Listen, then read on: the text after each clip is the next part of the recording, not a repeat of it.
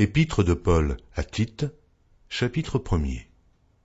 Paul, serviteur de Dieu et apôtre de Jésus-Christ pour la foi des élus de Dieu et la connaissance de la vérité qui est selon la piété, lesquels reposent sur l'espérance de la vie éternelle, promise dès les plus anciens temps par le Dieu qui ne ment point, et qui a manifesté sa parole en son temps, par la prédication qui m'a été confiée d'après l'ordre de Dieu notre Sauveur.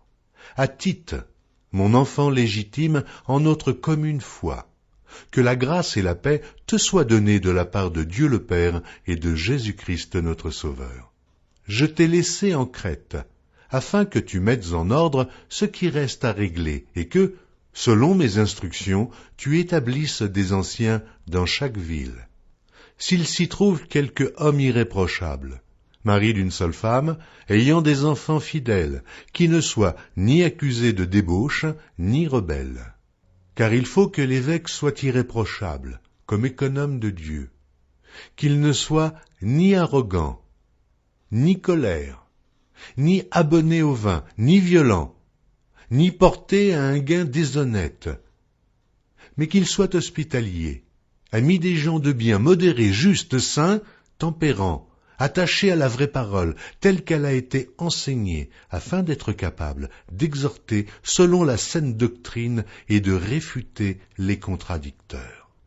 Il y a en effet, surtout parmi les circoncis, beaucoup de gens rebelles, de vains discoureurs et de séducteurs, auxquels il faut fermer la bouche.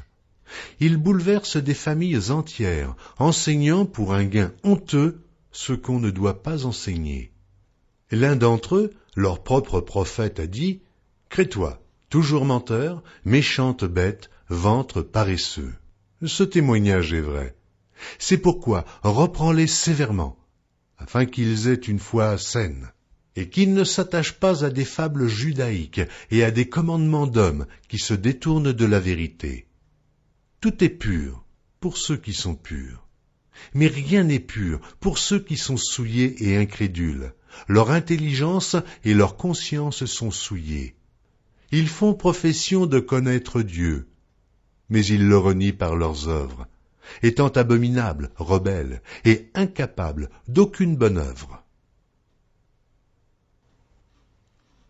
Épître de Paul à Tite, chapitre 2. Pour toi, dis les choses qui sont conformes à la saine doctrine. Dis que les vieillards doivent être sobres, honnêtes, modérés, saints dans la foi, dans la charité, dans la patience. Dis que les femmes âgées doivent aussi avoir l'extérieur qui convient à la sainteté, n'être ni médisantes, ni abonnées au vin. Qu'elles doivent donner de bonnes instructions dans le but d'apprendre aux jeunes femmes à aimer leurs maris et leurs enfants, à être retenues, chastes, occupées aux soins domestiques, bonnes, soumises à leurs maris, afin que la parole de Dieu ne soit pas blasphémée. Exhorte de même les jeunes gens à être modérés, te montrant toi-même à tous égards un modèle de bonnes œuvres et donnant un enseignement pur, digne, une parole saine, irréprochable, afin que l'adversaire soit confus, n'ayant aucun mal à dire de nous. Exhorte les serviteurs à être soumis à leur maître, à leur plaire en toutes choses, à n'être point contredisants, à ne rien dérober, mais à montrer toujours une parfaite fidélité, afin de faire honorer en tout la doctrine de Dieu, notre Sauveur.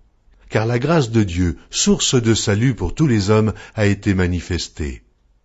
Elle nous enseigne à renoncer à l'impiété et aux convoitises mondaines, et à vivre dans le siècle présent selon la sagesse, la justice et la piété, en attendant la bienheureuse espérance et la manifestation de la gloire du grand Dieu et de notre Sauveur Jésus-Christ, qui s'est donné lui-même pour nous, afin de nous racheter de toute iniquité, et de se faire un peuple qui lui appartienne, purifié par lui et zélé pour les bonnes œuvres.